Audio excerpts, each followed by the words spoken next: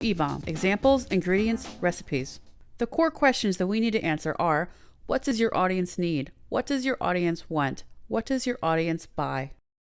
And because we're talking about EBOMBs here, what do they read? What do they share?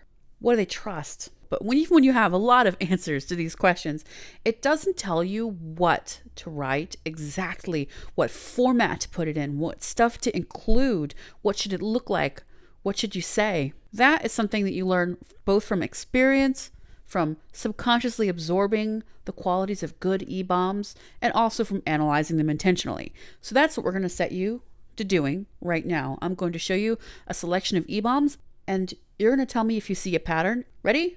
Let's hit it. You've seen this EBOMB several times already in this class. The rest of the EBOMB goes on to explain why white rooms are popular and why they only really work in modern buildings and what kind of dark colors can work in a dim room. Next up, a video on how to store your electrical cords. If your extension cord looks like this, you're doing it the wrong way. I'm going to show you how to roll it up like a contractor. Okay, so once you've untangled your extension cord, find both ends and plug them in. Now reach your hand through the loop and grab the cord and pull it through, and continue the process until you get to the end. Take the last loop, run it through like this. Rolling up your extension cords this way makes them easy to hang, and it's going to guarantee they never get tangled. Here's the best part. Unraveling them is easy. Simply undo your last knot there, and it just falls apart. This is an EBOMB from a 30 by 500 alumnus. This is a technical question that a newbie might ask, and lots of examples including code. Here's another EBOMB from a 30 by 500 alum. But there is one voiceover environment that might just be the easiest and most accessible of all. The inside of your car. The inside of your car is great because it's small and it's full of materials that absorb sound. And if there's too much background noise, you can just drive somewhere else. Let's see how it compares to the other voiceover solutions we've covered so far. Cushion test. Check test 1, 2. ISO booth. Check test 1, 2. The inside of my car. The next time you need to record a voiceover, give it a shot. Here's an EBOMB from analytics company Kissmetrics. In case you're not familiar with the idea of the fold, it's a question of where do you place your actions such as sign up, free trial, etc. in terms of the size and shape of your web page. Here's another EBOMB from a 30 by 500 alum. This one's a twofer. It's a blog post about how to estimate your potential software as a service growth, and she made a spreadsheet to do the calculations for you. This cheat sheet is from my husband Thomas. It's about how to retinify your website. Retina displays are Apple's high-density displays on iPhones and some of their computers, and regular graphics look pixelated and nasty on it. If you want to know how to make that not happen, this cheat sheet is the place to start.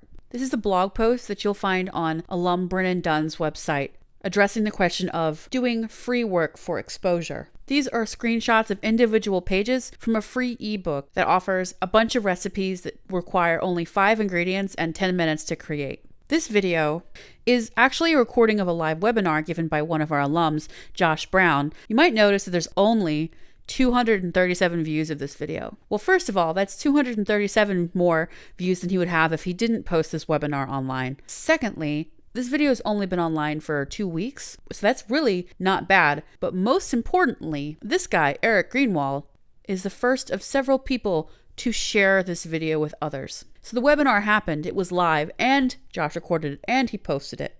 And that actually brings us to discussion of results. I actually calculated the value of this particular EBOMB that I wrote back in 2012. This has been tweeted well over 96 times by now. Got me well over 60 newsletter signups. And given the price of our products and our conversion rates and whatnot, each sign up to our list is worth nearly $200. This EBOMB was, very soon after I posted it, worth quite a lot of money indeed. Frankly, I'm too busy making lessons for you guys to update these stats. Believe me, they've gotten better since then.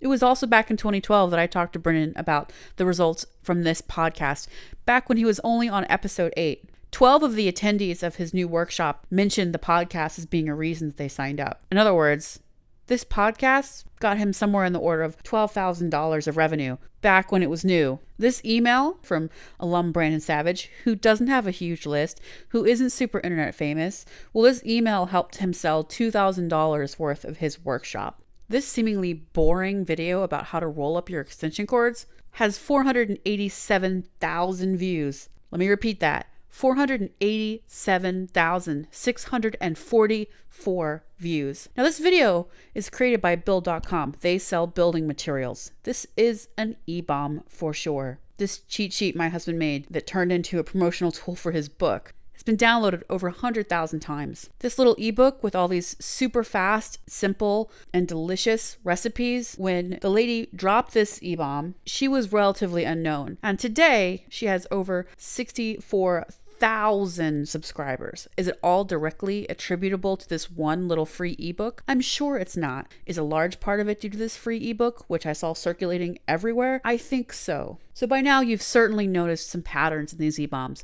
The key pattern, of course, is that they're all educational. EBOMB is short for educational content marketing, because regular old content marketing just has the idea that any old thing that gets eyeballs is good enough. We don't think that that's the case. Educational content marketing is so much more powerful, but it's a lot of words, so EBOMB it is. So if you remember the example that we used to introduce EBOMBs, it's this one. My room is dark. What color should I paint it? Essentially, I asked the internet, and then I ended up here. And that is key to the process. That is key to a very powerful type of EBOMB. An EBOMB that answers a question. And note too that this EBOMB doesn't simply say, white is not good. I already knew that. If she just said, use a dark color, I don't know that I would have believed it. But because this quote that she starts off with is so compelling and sounds so much like what I want, then I believed this EBOMB and I kept reading and I eventually tried the advice. And the supporting details here in these words are proof that she and this guy she's quoting understand my problem. A light color will never come to life in a dark room, but a rich, deep color can make a dim, somber space, which is what I had, feel warm and luminous, which is what I want, even though it receives no natural light. My living room gets some natural light, but very little. This is proof to me on an emotional level that this person understands my problem. So question and proof. Does the pattern hold up? Why, yes.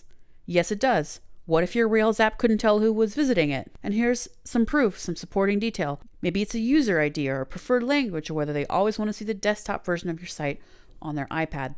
These are all things that users want your site to remember. It doesn't just say, here's sessions, here's how to use them.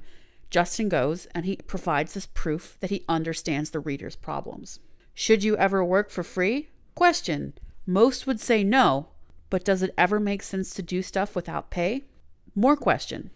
More proof that Brennan understands the problem, because he knows what clients and other people often will say to you when they're telling you you should work for them for free. This will be huge for your portfolio. If this works out, it'll lead to a lot of paid work from us. I personally have heard all these phrases repeatedly throughout my consulting career. This is the recipe for the simplest EBOMB, and it may be the simplest, but don't let that fool you. It is extremely powerful to simply take a problem someone has, take a question that they have, which is a type of pain, get really specific, prove that you understand their very specific scenario, and then help them with it. And so this is the recipe that you'll be using to start dropping your very first EBOMBs. Start with a question, a specific question. Not what color should I paint my house, but a light color can never come to light in a dark room. Provide detail, provide proof that you understand. Quotes are great too. Then give an answer. Just one answer. Don't write a book. Take those specific proof details and provide an answer that makes sense with those. And then add your simple template call to action. Don't miss my next post. Drop your email in the box below and get it straight in your inbox. It really is that easy, and you're about to start doing it. But maybe you have a question, and maybe your question is, but Amy, I'm not internet famous. I don't have a list. Nobody knows who I am. Nobody reads my blog. I've got like 5 Twitter followers. Will this really work for me? It doesn't seem like it should, because it's really easy for you to say, and by you, I mean me, Amy. It's easy for me to say, look at all the followers I have. Look at how big my list is. Well, here's your question, and here's your supporting detail that proves that I understand your problems, right? It really works. And to address the actual question, nobody starts off, quote unquote, famous. Everyone starts from nothing.